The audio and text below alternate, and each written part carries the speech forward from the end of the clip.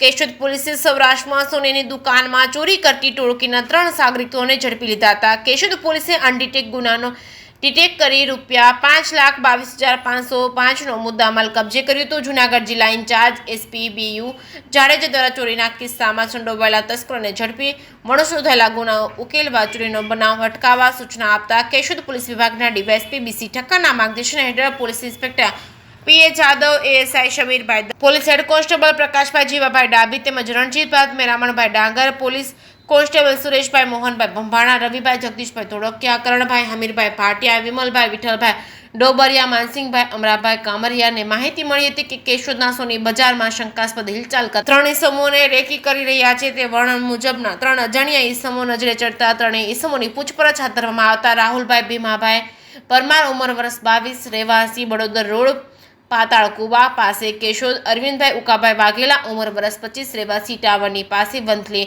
વિપુલભાઈ નાજાભાઈ ડાભી, ઉંમર વર્ષ 32, રહેવાસી નાવડા, સીતારામનગર તાલુકો વંથલીની તપાસ કરતા સોનેરી કલરના ધાતુનો દાગીનામાં જેમાં વીટી, બુટી, મોબાઈલ ફોનના નાના મોટા સાંકડા મળી આવતા આખરી પૂછપરછ કરતા સૌરાષ્ટ્રમાં જુદા જુદા વિસ્તારમાંથી સોનાની દુકાનમાં ચોરી કર્યાની કબૂલાત આપી હતી. જે મુજબ મેંદડા ખાતે 24 ચોરી સાંકડાની ચોરી અને કેશોદમાં 2 સોનાની વીંટીની ચોરી તેમજ કેશોદમાં 1 સોનાની 1 વીંટીની ચોરી કરી, જામનગર ખાતે નાની મોટી બુટી જોડે નંગ 6ની ચોરી કરી તેમજ પોરબંદર ખાતે કાગળના વેપારીનું 45,000 રૂપિયાનું ભરેલું પર્સ ચોરી કરીને, રાજકોટ ખાતે અનાજના વેપારીના સ્કૂલ બેગમાંથી ₹1 લાખની ચોરી અને માળિયાટીના ખાતે સોનાની દુકાનમાંથી 2 સોનાની વીંટી, 1 નાની બુટીની જોડ તેમજ નાના દાણાની તેમજ નાની કડી તેમજ સોનાના દોરાના ટુકડા તેમજ સોનાના ભૂક્કો કરેલ પર્સની ચોરી કરેલ હોવાનું જણાવ્યું હતું.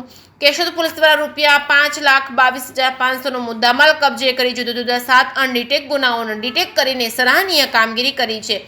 કેશોદ પોલીસે સોનાની દુકાનમાં ચોરી કરવાની ટોળકીના 3 ઇસમોને ઝડપી પાડેલા છે. તેઓ ગ્રાહકના સ્વાગમાં દુકાનમાં જઈ વસ્તુઓ જોવા માંગતા એક શખ્સ વેપારીને વાતોમાં મશગુલ કરે તો અન્ય શખ્સ નજર ચૂકવી ખાનામાંથી દાગીનાનું પર્સ ફેરવી લઈ નાસી અને ચોરીને અંજામ આપતા હતા.